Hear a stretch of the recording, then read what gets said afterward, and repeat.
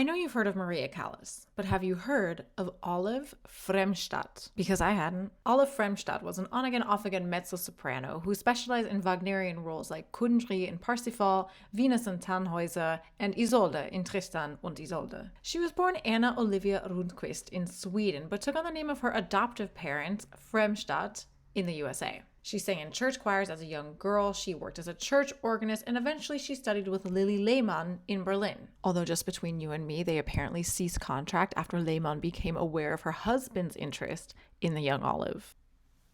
She debuted as Azucena in Verdi's Il Trovatore in 1895 and was apparently such a phenomenal singing actress that some historians in this regard place her alongside Maria Callas. Perhaps her acting abilities came from a dedication to realism. For the role of Salomé, she confessed to visiting a morgue to practice with an actual decapitated head so that she would understand how much she needed to stagger under the weight of it. And on top of that, her short-lived teaching career ended only because she didn't find any of her students serious enough to want to examine the actual human larynx on a dissected human head floating in a jar in her studio so that they might understand their own apparatuses better. I mean, why wouldn't you want to study a human larynx just floating there? It sounds so interesting.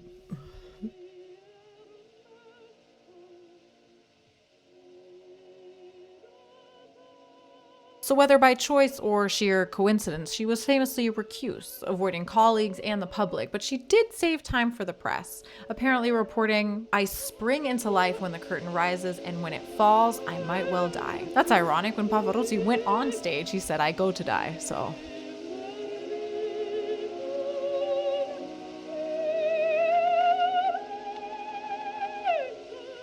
She sang for 11 seasons at the Metropolitan Opera from 1903 to 1914, specializing in Wagner roles. Before she retired, she made around 40 recordings, only of which 15 were ever published, because she insisted that people come to hear her live instead of listening to her on a tape. Well, what are we supposed to do? Time travel? Thanks. Eventually, she began performing less and less at the Met because Intendant Gatti Casazza began to tire of her prima donna tendencies. But the nail in her Met Opera career coffin came when she offered the role of Leonora in La Forza del Destino that she had just learned, only to learn that it had recently been filled by the young Rosa Poncel. Gatti Casazza therefore did what any professional Met Opera intendant would do and ghosted her, after which Fremstad never sang again. Wow, it's like the OG PFO.